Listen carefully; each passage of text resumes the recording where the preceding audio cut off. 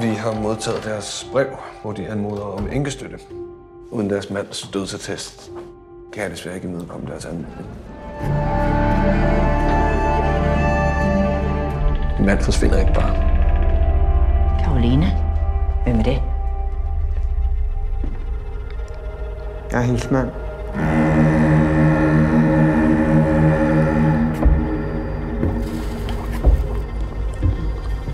Har du været?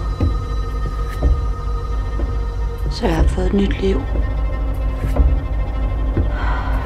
Om forladelse. Verden er et frygteligt sted.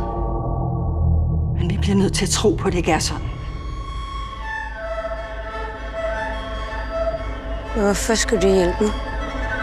Hvem skulle ellers gøre det?